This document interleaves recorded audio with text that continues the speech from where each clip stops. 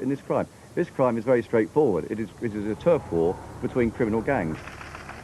A couple and their 5 children escape injury when a bomb explodes at their home in Glenlee Park in East Belfast. The UVF is blamed. The media is given a hostile reception. Just fuck off out of here. There's no need for you, sir. After a false start, a settlement is finally brokered. At the weekend, the LVF announced it was calling a halt to attacks on the rival UVF. It admits starting the feud and in a statement promises to disarm and discipline some of those in its ranks. We know that members of the LVF have been forced to leave their houses in East Belfast.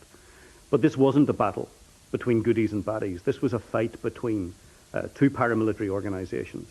And it appears one of those involved in the fight, the LVF, the organisation that started the feuding, bit off more than it could chew.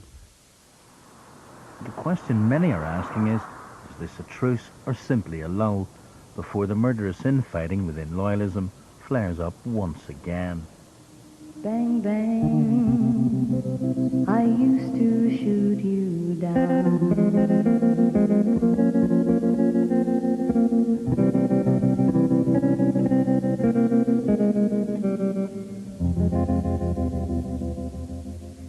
Well, as we heard there, throughout this most recent feud, the PUP leader David Irvine outlined the UVF's position to the media. Kevin McGee asked Mr Irvine about the eventual terms under which this latest dispute was settled. My understanding is that the LVF have an intent in removing some of their people from East Belfast and therefore letting that community settle. I think that they're making utterances that suggest, and one only hopes, but guarantees are hard to come by, that no recurrence of feuding, which has now been 4 times, happens in the future. Now, you said recently that the UVF's position in this will be One of a watching brief, that they will judge by actions or lack of actions rather than words. That's a threat, isn't it? Yeah. I think it's the clear implication is if things aren't good, that they will do what they've done before. You think that's fair? Well, I think no, I don't think it's fair enough. I think there's a lot of things that are wrong, and let's do something about them. There's no assurance at all that this will not happen again? None. But if you're not in a position to influence the UVF, we've seen a recent murder in the streets of Belfast. Why not break the link? Is that your definition, that I don't influence the UVF? Can you give me, would you rather term it in the John Alderdice style and tell me that I'm not doing enough? Then I'd want you to define the word enough. If you had influence over the UVF, there wouldn't be a feud. Is that not the case? Well, I suppose that you could be right in one context. The UVF might look at that, and the Red Hand might look at it, that if I had total and complete influence over them, half of them now would be lying dead, because I would demand that they didn't have the capacity or the right to defend themselves, and that would be... But are you saying that they have the right from their to what you say is defend themselves? See, it doesn't matter. To kill people?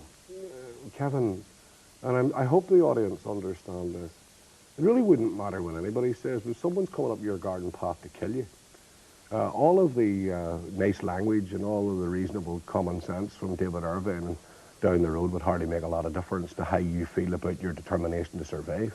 Well, what's your position on the murder of Brian Stewart? I condemn it. Absolutely. I mean, I'm sick of violence. Our society is sick of violence. But I condemn it in the context that we're almost 10 years after ceasefire. Paramilitarists are saying to me, please tell me, David, why are we stuck in this position 10 years after ceasefire? They're asking that question, by the way. During this feud, there's a public perception that you have been attempting to gain the moral high ground for the UVF. What's the difference between the UVF and the LVF? Well, I think that for many in the leafy suburbs, there will be no difference. I suppose you could take the LVF's antecedents back to, and many do, as far back as 1912. Even if one doesn't do that, you can take it certainly far back as the mid-60s. Can you tell me how old the LVF is? I think it's probably about 1986. The LVF were expressly formed to challenge the peace process. But in terms of their illegal activities, there's no difference. Surely that's the point. Well, I think criminality that, is the same in the UVF as it is in the LVF. I think that those who understand no explanation is necessary, to those who will not understand no explanation is possible. But at least let me try, at least, and afford a little understanding. I don't know how strong the UVF would be, and it would never be something I'm sure they would tell many people. But I estimate in Northern Ireland that it numbers thousands. Thousands. Now, I don't want to define the percentage of criminals among them, but maybe 4, 5, 6%. The LVF, on the other hand, is a criminal organisation, is a drug organisation. Now, that is a reality. And we can play games with this all day and all night. But I'm going to ask you a question. In the broad scheme of things, and for the future of Northern Ireland, your insistence that they're both the same obviously has to have an outcome. What's that outcome? Well, let me remind you what the International Monitoring Commission said about the UVF. I'm not here to do an interview on the International Monitoring Committee. They are without credit. I appreciate that, and David but Irvine personally will never deal with them again. They said that the UVF is currently involved in smuggling, robbery and extortion. And you're quite prepared to sit there and defend them. Let the police arrest them. Arrest them. Go for it. I'm all for it. Let me remind you what you has said about the UVF and the LVF in the course of this. Listen, Kevin, I am confused about why we need to be having this conversation. I am a former member of the UVF. That no one needs to question me on it because I stood up and clearly said it, unlike some politicians who are associated with the peace process. I am not hiding any lights under any bushel. My life is an open book, so why we're going through why I have an attachment or a closeness with the UVF 10 years after ceasefire, 10 years after I have publicly been accused of being their direct representative. I wonder what is the outcome for the programme. I'm questioning what is the outcome for the programme. But what people have heard the Chief Constable describe the UVF in recent weeks, since this feud started, as drug peddlers. All of them. He's talked about they're selling drugs in their own communities in which they operate. Is that what you want for your constituents? Ask the Chief Constable to give you a sliding scale. Not, by the way, one UVF person selling drugs is one too many and one that's inexcusable. Let the police arrest them. The truth of the matter is, isn't it, that having the UVF there gives some clout to the PUP, doesn't it? Well, either the naivety of the audience is misinterpreted by the BBC or the BBC's own naivety is such that it makes a comment like that is absolutely ludicrous. Ludicrous. We have one elected member. We have 4 councillors in Northern Ireland. We're hardly flying high because of our association with anybody. So it rather is a bit of a strange comment to make that we are reliant upon the existence of the UVF for the prosperity and benefit of the PUP. It just doesn't add up. The UVF source was quoted at the weekend saying this will be the last feud. Are you confident that's the case? Well, or likely to be the case? As we all know in this country, certainties and guarantees are hard to come by, but let's take it at face value because in some ways that's all you get, and have to hope that this is the last one because one death too many is horrible, and feuds always have the capacity on any side to rumble on and give further pain and lead to further difficulties, you know, and when the hamster wheel to hell begins, you know, it's very hard to get off it. The PUP leader David Irvine speaking there to Kevin McGee. So is it possible for feuding loyalist paramilitaries to get off the hamster wheel to hell, as Mr Irvine so colourfully put it there? In a moment I'll be discussing that and the future of loyalism with my studio guests. But first, Stephen Walker has been looking at the gruesome history of loyalist infighting.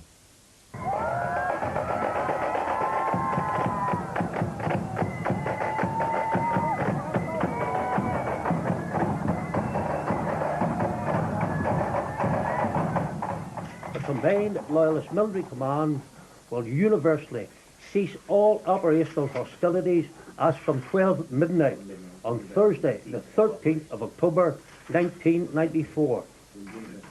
The Union is safe. 10 years ago, the leaders of loyalism mustered here at Fernhill House in Belfast to proclaim their ceasefire. Gathered under the banner of the Combined Loyalist Military Command, they presented a united front. But a decade on, that sense of unity and purpose has disappeared, swallowed up in a sea of criminality, infighting and violence.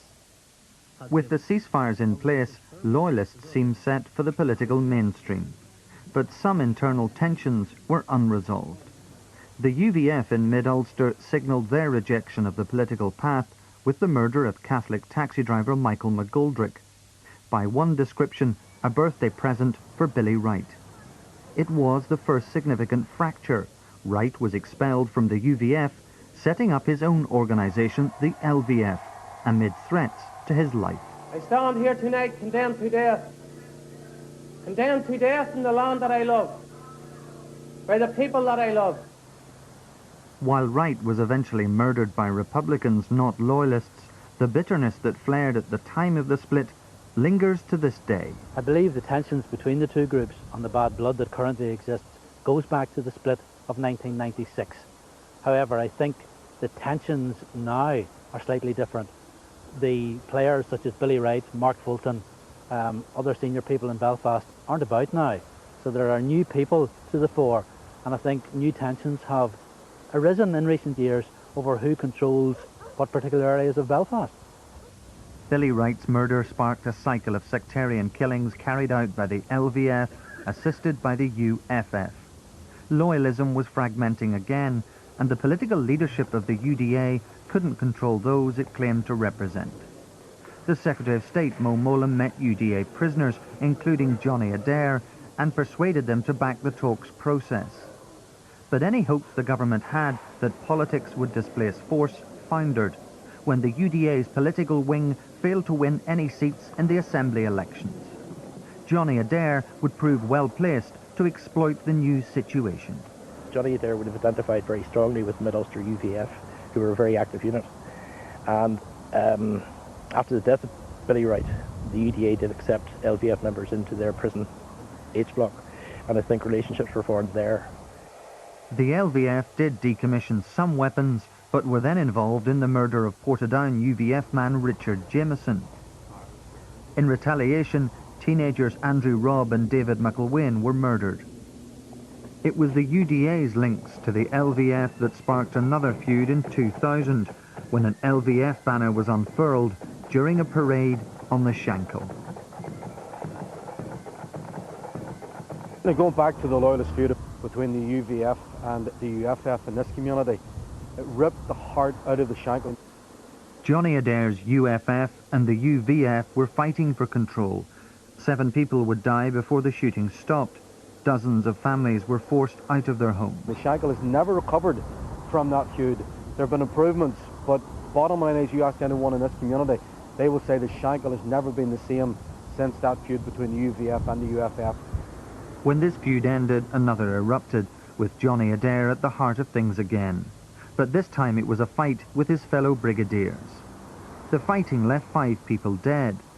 To people on the Shankill, the latest feud between the LVF and the UVF has a familiar echo. Feuds are mainly about control, but you know, the bottom line is most people again would say that behind a lot of the infighting is more about the crime, the criminality and the drugs. The whole raison d'etre with the loyalist groupings has now changed. They no longer exist to defend the community against the IRA. They simply exist to control their own men and control the communities and control the criminality and the drugs that they're involved in. Order may have been restored in the Loyalist family, but it's an uneasy calm. Big tests lie ahead, notably next year, when Johnny Adair will be back on the streets. 10 years since Loyalists declared a ceasefire, their words seem hollow and worthless. In the past decade, Loyalist paramilitaries have killed 84 people. Half of their victims came from their own community. This latest feud may have ended, but history suggests it's unlikely to be the last.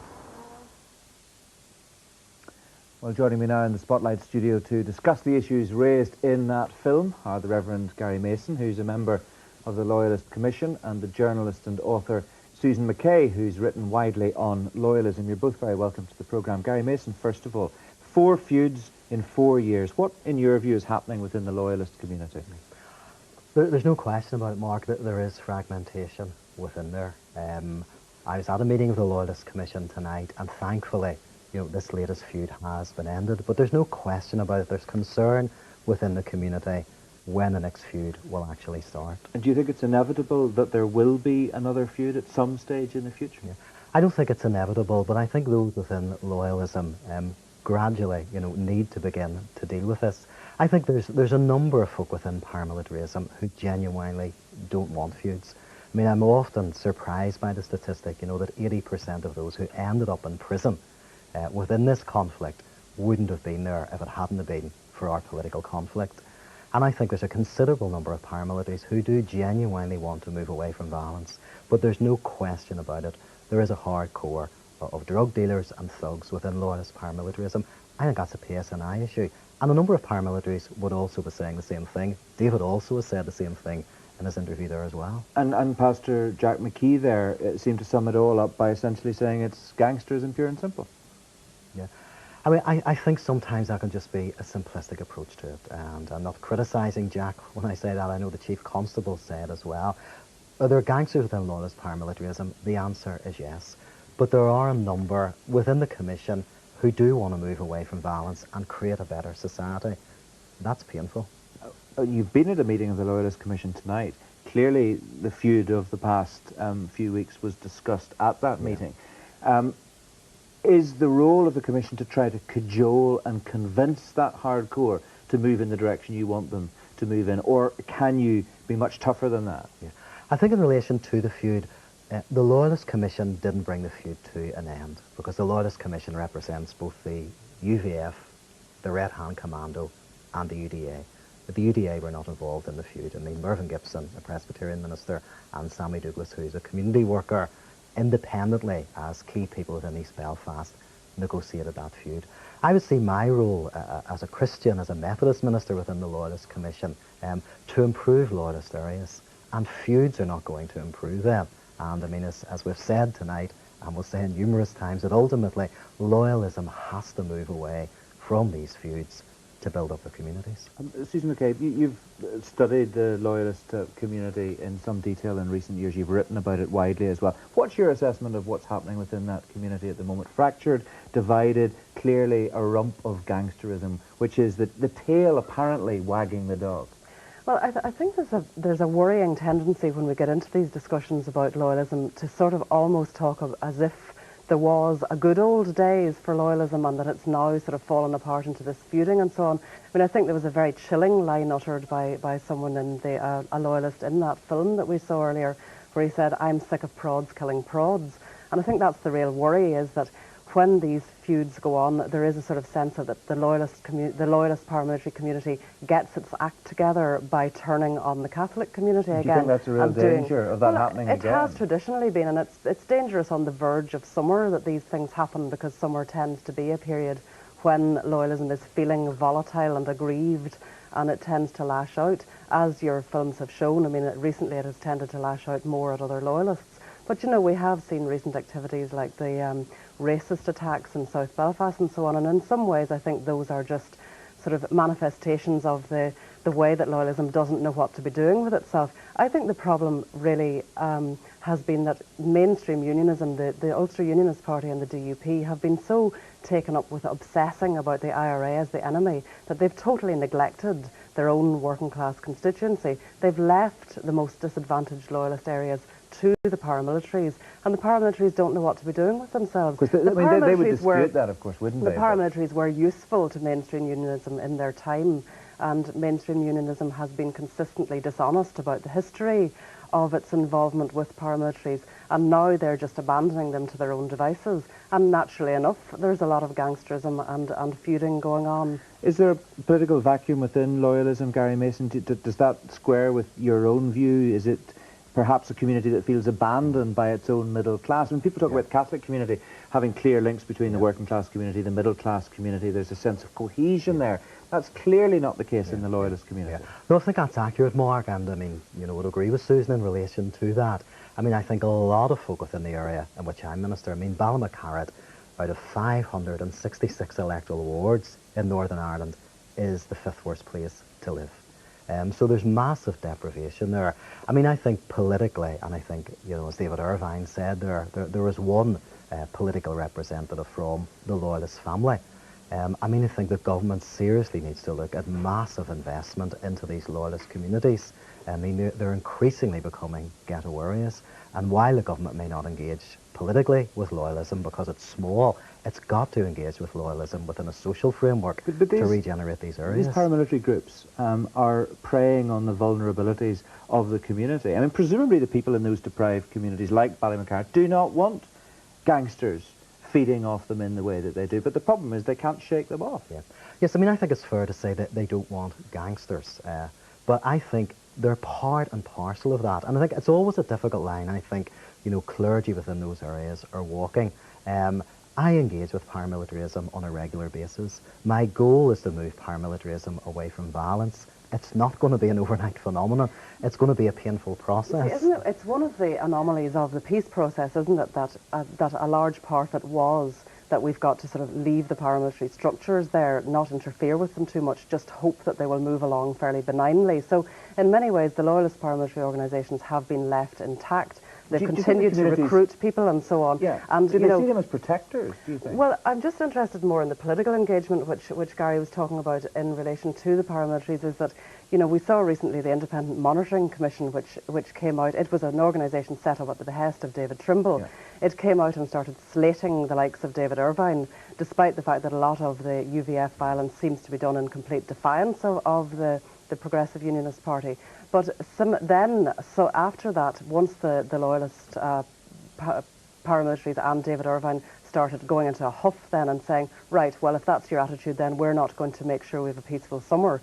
We then saw both the Chief Constable and the Orange Order having to come out and say, okay, right, we admit you had to keep the peace last summer and we hope you'll do it again this year. So there's a lot of ambivalence there in the establishment towards the Loyalist paramilitaries. You've got John Alderdice coming out and saying, get rid of them, isolate them, get them out of your community groups. Then you've got, you know, the Loyalist Commission, which has David Trimble's own representative on it. You know, so there's a lot of political confusion, and there always has been, about what the hell are we going to do about the Loyalist paramilitaries? And that confusion is obviously yes, and part that's a struggle, you know, for folk like myself, Susan, you know, and I mean, paramilitaries, you know, have said to me, what's your thoughts on the IMC? And I have asked them, what's your thoughts? And I mean, they genuinely would say to you, drug dealers, racketeers, extortioners, the police need to deal with them. Now, what David Irvine says? Yeah, are saying, the paramilitaries are saying that to me, but they're also saying, why is the IMC asking people like you, Gary, who are trying to help us move away from violence, to now disengage? But Gary, can you divorce the drug dealers and the gangsters from the paramilitaries? You seem to be suggesting you can. The IMC and others are suggesting that you can't. They're one and the same thing. No, I think David Irvine's right in relation to that. Are there drug dealers within paramilitary groupings? The answer is yes. There's no question about that. But there's a considerable amount of them are not. Not all paramilitaries are living in 5-roomed detached houses on the suburbs of Belfast. Many of them are living within the inner city. I've been in their homes, and they're not driving salubrious cars, many of them. Well, it's a huge issue which we've scratched the surface of. Thank you both very much indeed. That's it for tonight. Spotlight will be back next week at the same time. Do join us then. Until then, from everyone in the team, thanks for watching, and good night.